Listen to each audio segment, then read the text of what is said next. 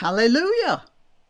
Wes Streeting, our Shadow Secretary of State for Health, has seen the light.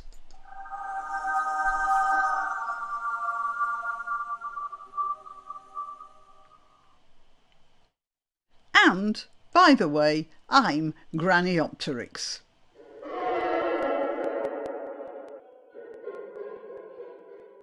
So, after years during which hundreds of children have been subject to medical experiments, operations, a lifetime of sterility and confusion, years during which schoolgirls have been bullied and even sexually assaulted by boys who invaded their washrooms and sports events by pretending to be girls, years during which women have been accused of bigotry for expressing alarm when men in dresses started to invade rape crisis centres, the Labour Party leaders have finally decided that those women and girls are not bigots after all.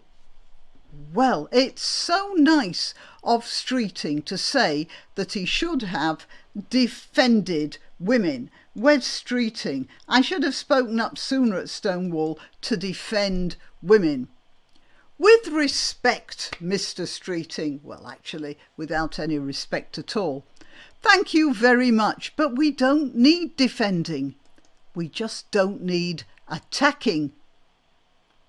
You still got it wrong, haven't you?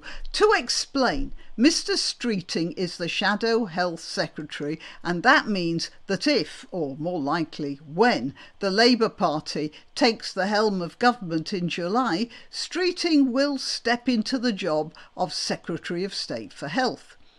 Well, that is, he will do if Sir Keir Starmer, who will be Prime Minister, doesn't sack him at once in favour of some guy in a frock, because I wouldn't put that past him.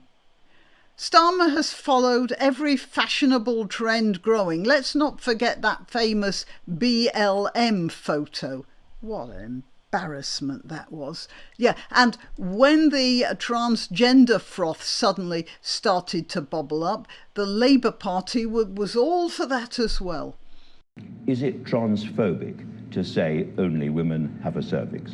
Well, it is something that shouldn't be said. It is not right. And Streeting was no exception.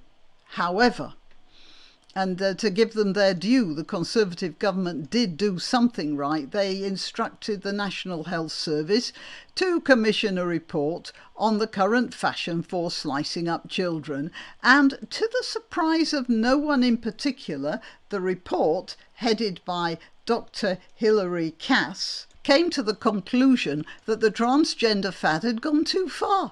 Who'd have thought it? And the Cass report also pointed out that nobody really knows the effects of the hormones that the transgender clinics are pumping into a bunch of confused and insecure kids. Interestingly enough, there's been another study in which it was found that transgender men, that is, women who've been mangled and hormoned into what might loosely be described as a masculine appearance, transgender men are suffering the sort of physical deterioration that would be expected in very elderly women. And this is a report, says here, trans men becoming postmenopausal in their 20s. Experts analysed 68 transgender men who were taking the cross-sex hormone, that is testosterone, to change their identity from female to male, and found that 95% had developed pelvic floor dysfunction. The participants, who were as young as 18 and had an average age of 28, had bladder and bowel symptoms that medics would expect to see in a woman after the menopause.